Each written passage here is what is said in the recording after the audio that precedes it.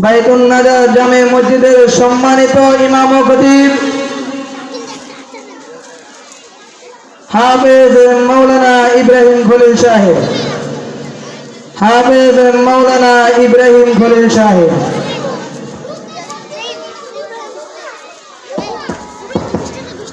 السلام عليكم ورحمة الله تعالى وبركاته. الحمد لله الحمد لله الذي جعل الشمس والقمر بحسبان والنجم والشجر يسجدان وفضل زمانا على زمان كما فضل مكانا على مكان وإنسانا على إنسان ونشهد أن لا إله إلا الله وحده لا شريك له ونشهد أن سيدنا وسندنا وحبيبنا وطبيب قلوبنا ومولانا محمدا عبده ورسوله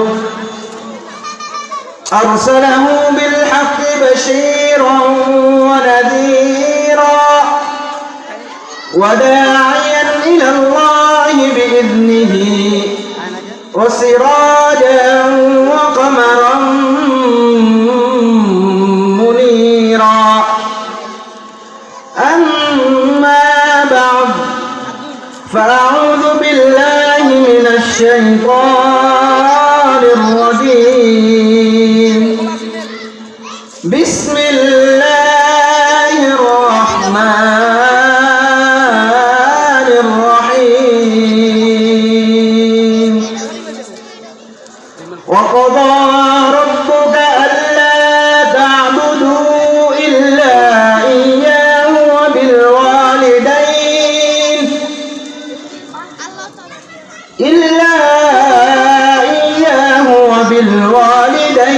إحسانا إما يبلغن عندك الكبر أحدهما أو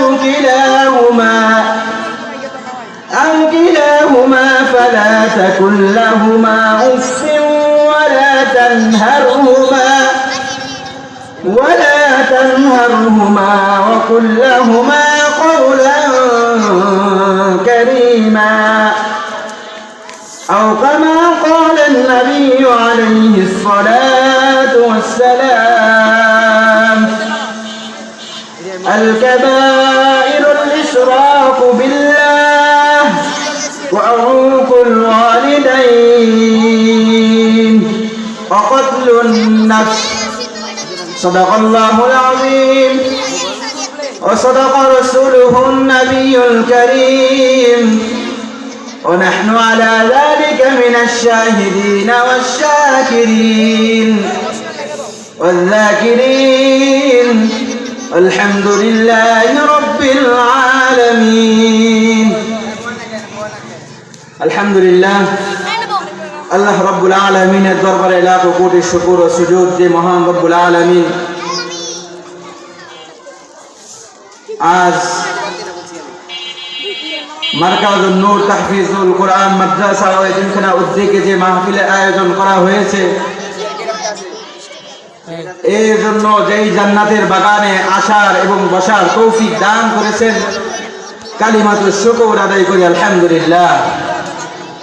আল্লাহ রব্বুল আলামিন এরকম মাহফিল আমাদের মাঝে দীর্ঘ 1 বছর পর দিয়ে থাকেন। তারপরে আল্লাহ রব্বুল আলামিনের কাছে লাখো করে শুকর ও সুজুদ যে মহান রব্বুল আলামিন এই জায়গায় এই মাদ্রাসার উপলক্ষে এই জায়গার মধ্যে গত বছর যেভাবে আয়োজন করা হয়েছিল যে একটা ভয় ভীতি এবং মুখ বান্ধা অবস্থায় যে একটা ভয় ছিল মনের ভিতরে, কিন্তু তার থেকে আল্লাহ রব্বুল আলামিন এই বছর অনেক ভালো করে সমস্ত দ্বিধাভঙ্গ এবং ভয় ভীতি ছাড়া উন্মুক্তভাবে আল্লাহ রব্বুল আলামিনের কোরআনের কথা আল্লাহ রব্বুল আলামিন যেভাবে কোরআন কারীমের মধ্যে বলতে বলেছেন ঠিক সেইভাবে বলার জন্য আলেম ওলামাদেরকে এমন এক বিজয় কিছুদিন আগে আল্লাহ রব্বুল আলামিন আমাদের মাঝে দিয়েছেন। এই জন্য কালিমাতুশ শুকর আদায় করে আলহামদুলিল্লাহ। তো যে আয়াতে কারিমা তেলাওয়াত করছিলাম, আল্লাহ রব্বুল আলামিন এই আয়াতে কারিমার মধ্যে অসংখ্য অগণিত আয়াতে কারিমা আল্লাহ রব্বুল আলামিন এই সম্পর্কে তার কোরআনুল কারীমের মধ্যে বর্ণিত করেছেন। তার মধ্যে কিছু একটা আয়াত তেলাওয়াত করছিলাম। আল্লাহ রব্বুল আলামিন এই আয়াতের সার অংশ বোঝানোর জন্য সংক্ষেপ আলোচনা, সেই জন্য সার অংশ হিসাবে আল্লাহ রব্বুল আলামিন এই আয়াত দ্বারা বুঝাইতে যাচ্ছেন, হে আমার বান্দাগণ, তোমরা এক আল্লাহ আমার রব, আর আমি যে তোমাকে দুনিয়ার মধ্যে সৃষ্টি করেছি শুধু তোমরা আমারই ইবাদত বন্দেগী করো এবং আমার কথা মতন চলো। তারপরে আল্লাহ রব্বুল আলামিন বলেন, তারপরে শুধু তোমার পিতামাতা অবাধ্য হবে না, পিতামাতা যেটা বলবে আমার পরে তোমার পিতামাতার কথা শুনবে। এই সম্পর্কে আল্লাহ রব্বুল আলামিন পিতামাতার জন্য অসংখ্য আয়াত এবং নবী সাল্লাল্লাহু আলাইহি ওয়াসাল্লাম অসংখ্য হাদিস প্রেরণ করেছেন। তাই নবী করিম সাল্লাল্লাহু আলাইহি ওয়াসাল্লাম এর এক ঘটনার মধ্যে বোঝা যায়, একদিন নবী করিম সাল্লাল্লাহু আলাইহি ওয়াসাল্লাম সাহাবীদেরকে নিয়ে এক জায়গার মধ্যে তাঁবু গেড়ে বসেছিলেন। তখন নবী করিম সাল্লাল্লাহু আলাইহি ওয়াসাল্লাম সাহাবীদেরকে নিয়ে এক জায়গার মধ্যে এরকম বসেছিলেন। তখন দেখতেছেন নবী সাল্লাল্লাহু আলাইহি ওয়াসাল্লাম দূর থেকে কোনো এক মুরব্বী, এক মহিলা, এক বুড়ি এরকম লাঠি ভর দিতে দিতে আসতেছেন। তখন নবী করিম সাল্লাল্লাহু আলাইহি ওয়াসাল্লাম এই মুরব্বী মহিলাকে দেখে তখন নবী সাল্লাল্লাহু আলাইহি ওয়াসাল্লাম ওই জায়গা থেকে উঠে দৌড় মেরে তার কাছে চলে গেলেন। তখন সাহাবীরা তার সবাই হতভম্ব হয়ে তাকিয়েছিল নবী সাল্লাল্লাহু আলাইহি ওয়াসাল্লামের দিকে। তখন নবী সাল্লাল্লাহু আলাইহি ওয়াসাল্লাম যখন ওই মহিলাকে নিয়ে আসলো, তখন সাহাবীরা নবী সাল্লাল্লাহু আলাইহি ওয়াসাল্লামকে জিজ্ঞাসা করলেন, ইয়া রাসূলুল্লাহ, আপনি যে এই মহিলাকে, এই মুরব্বী মহিলাকে দেখে দৌড় মেরে ওই জায়গা থেকে দৌড় মেরে এই মহিলাকে আপনি নিয়ে আসলেন, শুধু আসার পরে শুধু তাই নয় নবী, আসার পরে আপনার নবুয়তের যে একটা চাদর আছে এই চাদরটা বিছিয়ে দিয়ে দিলেন এই ধুলাবালুর ময়দানে। এই চাদর বিছানোর মধ্যে তারপরে এই মহিলা জুতা পায় অবস্থায়, লাঠি অবস্থায় এই জায়গার মধ্যে বসে পড়ল। তখন নবীকে সাল্লাল্লাহু আলাইহি ওয়াসাল্লাম বললেন, হে সাহাবীরা, তোমরা কি জানো না এই লোকটাকে, এই বৃদ্ধ মহিলাকে? তখন নবী সাল্লাল্লাহু আলাইহি ওয়াসাল্লামের কাছে নবী সাল্লাল্লাহু আলাইহি ওয়াসাল্লামের কাছে প্রশ্ন করার পর নবী সাল্লাল্লাহু আলাইহি ওয়াসাল্লাম এই প্রশ্ন করলেন। তখন সাহাবীদেরকে নবী সাল্লাল্লাহু আলাইহি ওয়াসাল্লাম উত্তর দিলেন, এই হলো আমার সেই দুধ মা। এই দুধ মা, আমার মা মৃত্যুবরণ করার পরে যেরকম ভাবে আমি দুনিয়াতে আসার আগে আমার বাবাকে দেখতে পারি নাই, আমার বাবা চিরবিদায় হয়ে গেছে। তারপরে আমার মা কিছুদিন পরে, আমার জন্মের কিছুদিন পরে আমার মা চিরবিদায় হয়ে গেল। তারপরে এই দুধ মা আমাকে দুধ পান করিয়েছেন। এই জন্য নবী সাল্লাল্লাহু আলাইহি ওয়াসাল্লাম তার আপন মানা দুধ মা তাকে এত সম্মান দিয়েছেন।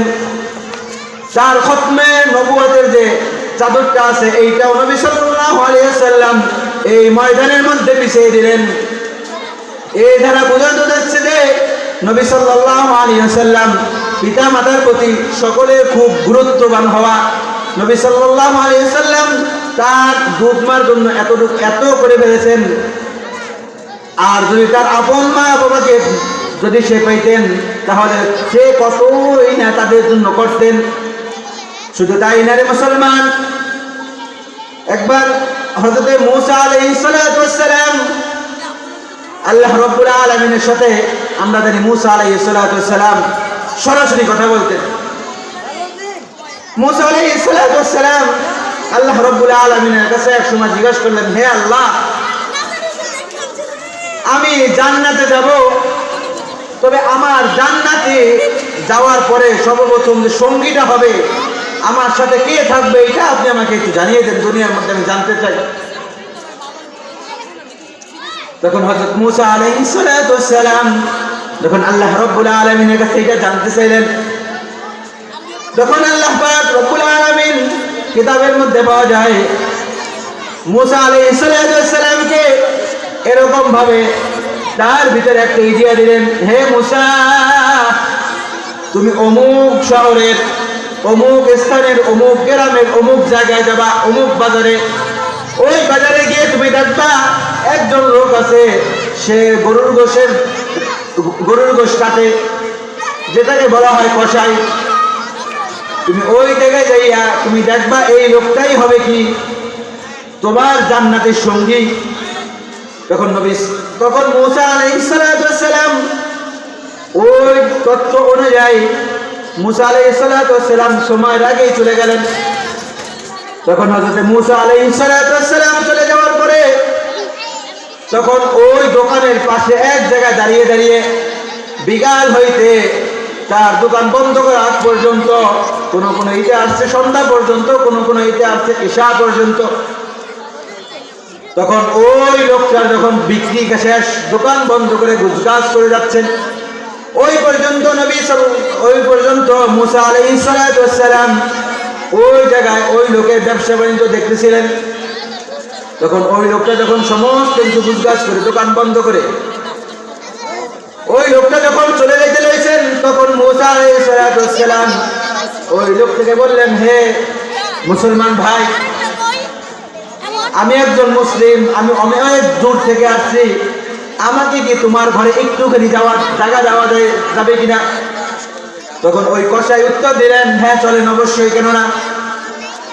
এই কথা বলে ওই কসাই মূসা আলাইহিস সালাতু ওয়াস সালামকে চেনে না জানে না, তখন ওই কসাই মূসা আলাইহিস সালাতু ওয়াস সালামকে নিয়ে চলে যায়। তখন মূসা আলাইহিস সালাতু ওয়াস সালামকে নিয়ে চলে যাওয়ার পরে ওই কসাই ঘরের মধ্যে এক জায়গায় বসে রেখা, তারপরে কিছু একটা জিনিস, কিছু গোশত নিয়ে আসছিল, ওই গোশতকে বাইরে আইসা, ঘরের বাইরে আইসা রান্না করলো। রান্না করার পরে ঘরের মধ্যে দেখলো ছিন্ন ছিন্ন একজন মহিলা। এক কথায় আমরা যেটা বলি, যে সময় কবুতরের একটা বাচ্চা থাকে ছোট, তার গায়ে গোশত থাকে না, লড়তে পারে না, চড়তে পারে না, এরকম একজন মহিলা, তাকে এরকম ভাবে দোলনায় ঝুলিত অবস্থায় রাখা ছিল। তখন ওই কসাই ওই মহিলাকে নিয়ে বাইরে করে সুন্দর করে তার পোশাক সব পরিষ্কার করে, আবার সুন্দর পরিষ্কার পোশাক পরিধান করাইয়া তারপরে ওই মহিলাকে ওই যেগুলা গোশত রান্না করছিল সেই জায়গা থেকে চামচের মধ্যে করে নিয়ে কিছু কিছু ওই মহিলার মুখে দিল। ওই মহিলার মুখে দেওয়ার পরে ওই মহিলাকে আবার ওই জায়গা থেকে নিয়ে দোলনায় উঠাইয়া আবার ওই জায়গা মতন লাইকা নিল। হযরত মূসা তাকিয়ে দেখতেছিলেন। তখন ওই বৃদ্ধ মহিলা যখন মুখ নাড়িয়ে যিনি কি জানি বলতেছিল, হযরত মূসা ওই সময় ওই কসাইকে বলল, হে ভাই, এই বৃদ্ধ মহিলা এই মুখ নাড়িয়ে কি বলে বলতে পারো না তুমি? তখন এই বৃদ্ধ মহিলা কি বলে এটা যখন জানতে চাইল, ওই কসাই উত্তর দিল, হে ভাই, এই বৃদ্ধ মহিলা এইটা বলতেছে, হে আল্লাহ, হে আমার প্রভু, হে আমার রব, তুমি আমার সন্তানকে হযরত মূসার সাথে জান্নাতে নিয়ে যাও, মূসার জান্নাতে সঙ্গী বানিয়ে দিও। তখন মূসা আলাইহিস সালাতু ওয়াস সালাম তার আবেগ আর ধরে না রাখতে পেরে তখন হযরত মূসা ওই লোকটাকে বলে দিল, হে ভাই, আমি সেই মূসা, আমার সাথেই আল্লাহ রাব্বুল আলামিন তোমার জান্নাতে, তুমি আমার সাথেই থাকবা। এই কথা বলার উদ্দেশ্য হলো বর্তমান সমাজের প্রেক্ষাপটে যদি আমরা দেখি, আমাদের পিতামাতা যখন আমাদের জন্ম দেওয়ার পরে পিতামাতারা যখন বৃদ্ধ হয়ে যায়, তখন আমাদের সন্তানেরা ওই সময় ওই পিতামাতার কোনো খোঁজ খবর রাখে না এবং ওই পিতামাতাকে বৃদ্ধাশ্রমে দিয়ে আসে। কিন্তু আফসোস আর দুঃখ লাগে, এই পিতামাতারা এমন শিক্ষা দেয় যে শিক্ষার কারণে এই পিতামাতার শেষ পর্যন্ত বৃদ্ধাশ্রমে যেতে হয়। তবে পিতামাতারা এমন শিক্ষা দেয় যে শিক্ষার কারণে আজকাল আর এই পিতামাতারাই শেষ পর্যন্ত বৃদ্ধাশ্রমে যেতে বাধ্য হয়। কিন্তু এই পিতামাতারা অনেক গর্ব করে বলে, আমার ছেলেকে অমুক কিছু বানিয়ে ফেলছি, আমার ছেলেকে গাঞ্জুট্টি বানাইছি জোর গলায় বলে। কিন্তু এই পিতামাতা যখন মারা যায়, বাস্তব একটা ঘটনা শুনে যান, এই পিতামাতা যখন মারা যায়, যখন ছেলে সন্তানকে এমন শিক্ষা দান করেছে, পিতা মারা গেছে, ছেলে জানতে পারলো, জানার পরে ওই ছেলে যখন জানলো আমার পিতা মরে গেছে, শেষ দুনিয়া থেকে চির বিদায় হয়ে গেছে, তারপরে এই কুলাঙ্গার সন্তান তার পিতা মাতার জন্য দোয়া কি তাও তো সে বলতে পারে না। সে এই কুলাঙ্গার সন্তান তার পিতা মারা যাওয়া খবর শুই নাও, তারপরে হাতের মধ্যে গাঞ্জা নাও কি ইয়াবা নাও করতে থাকে, গাঞ্জা, এই গাঁজা ডলে আর মারা যাওয়ার পাশেই বসে গাঞ্জা টানে।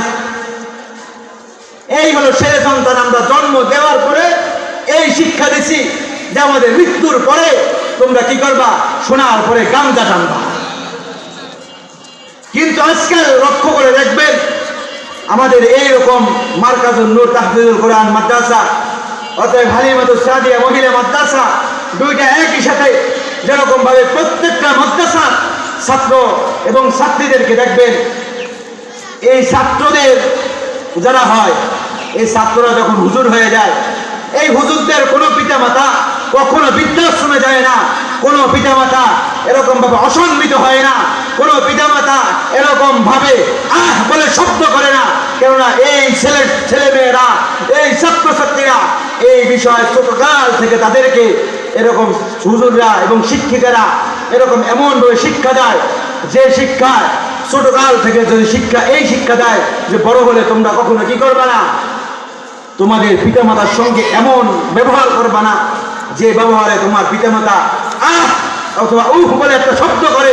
যদি কোনো পিতামাতা কোনো সন্তানের জন্য কোনো সন্তানের আঘাত পেয়ে অথবা শব্দ করে, ওই সন্তানের জন্য জান্নাত চিরতরে হারাম হয়ে যায়। কিন্তু বর্তমান সমাজে দেখা যায় পিতামাতা কোনো খবর নাই,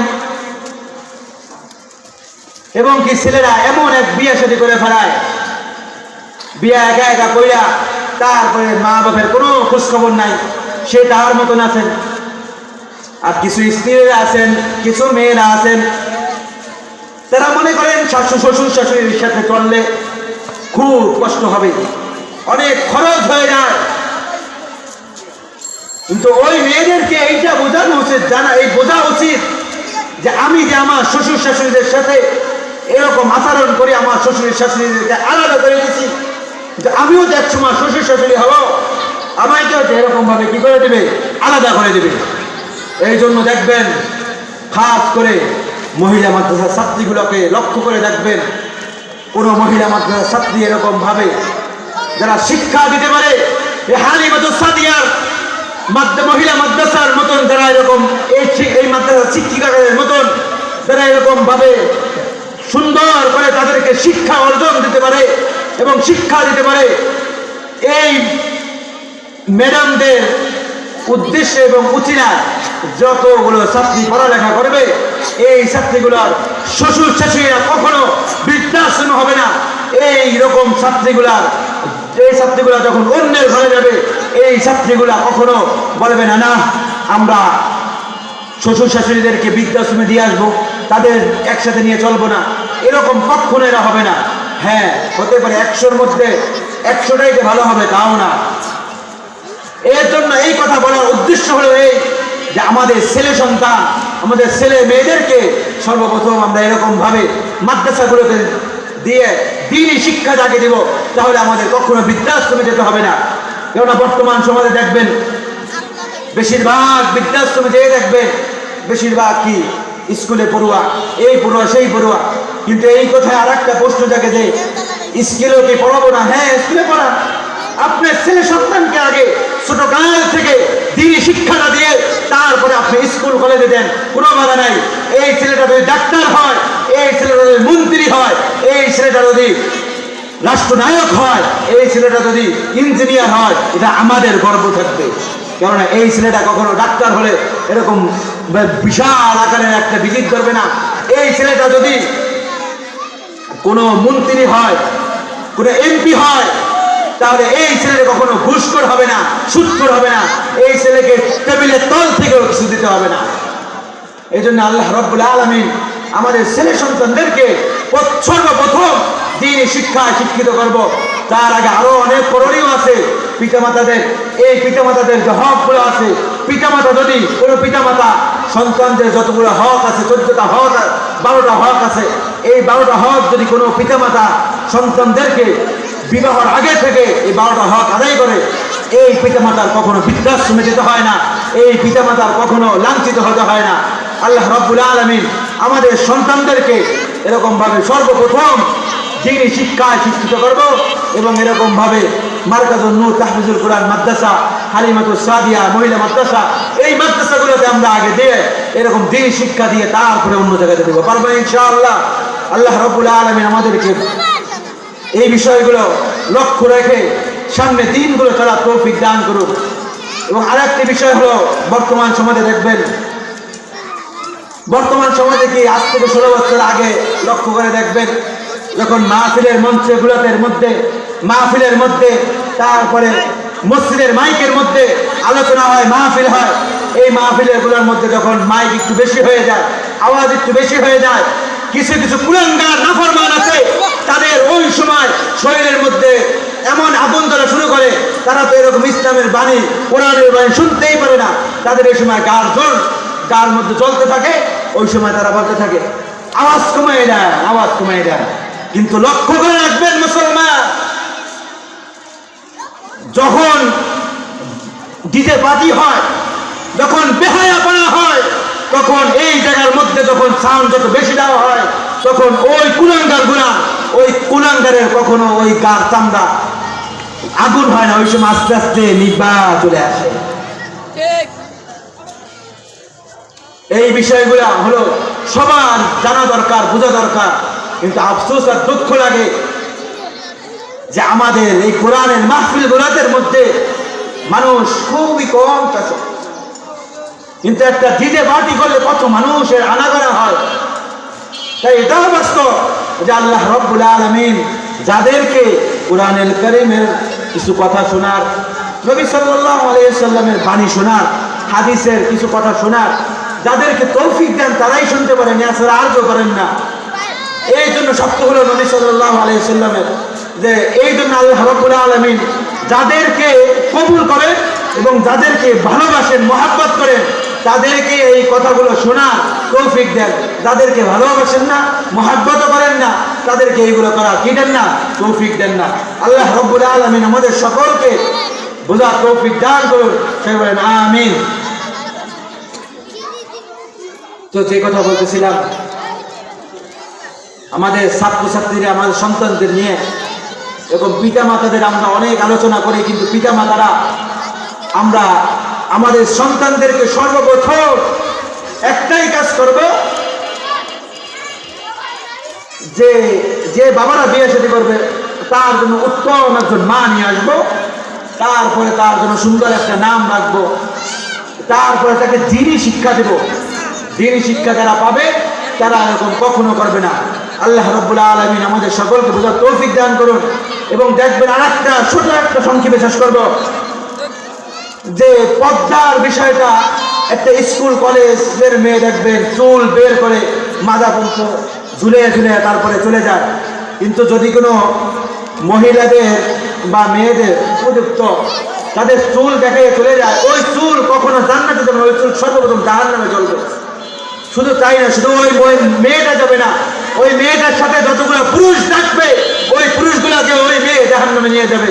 কিন্তু দেখেন এই মহিলা মাদ্রাসাগুলোর দিকে তাকিয়ে দেখেন, এই মাদ্রাসা ছাত্রীগুলো যখন বের হয় পুরা শরীর কালো, কোনো কিছুই দেখা যায় না তাদের। তাদের দিকে তাকাইলেও আপনি কোনো কিছু দেখতে পারবেন না। তারা চুপচাপ করে চলে যাবে, আবার চুপ করে চলে আসবে। এর জন্য আমাদের এই ছোট ছোট মাদ্রাসাগুলো, এই মহিলা মাদ্রাসাগুলোতে এই শিক্ষা দেওয়া হয়, যে শিক্ষা দিনের জন্য দুনিয়ায় চললে কাজে আসবে, আখিরাতেও কাজে আসবে। এই শিক্ষা এইরকম মাদ্রাসাগুলোতে দেওয়া হয়, অন্য কোনো জায়গায় এইরকম শিক্ষা দেওয়া হয় না। ঠিক কি ভাই? এইরকম শিক্ষা অন্য কোথাও দেওয়া হয় না।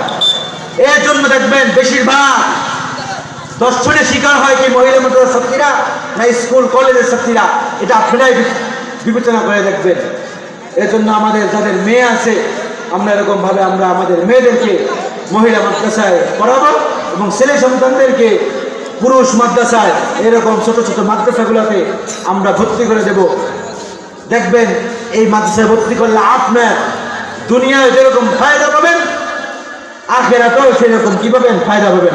আল্লাহ রাব্বুল আলামিন আমাদের সকলকে, আমাদের ছেলে মেয়েদেরকে দ্বীনি শিক্ষায় শিক্ষিত করার তৌফিক দান করুন এবং মাদ্রাসায় ভর্তি করার তৌফিক দান করুন। আখির দাওয়ানা আনিল হামদুলিল্লাহি রাব্বিল আলামিন। আসসালামু আলাইকুম ওয়া রাহমাতুল্লাহি ওয়া বারাকাতুহু। মাশাআল্লাহ, আলহামদুলিল্লাহ।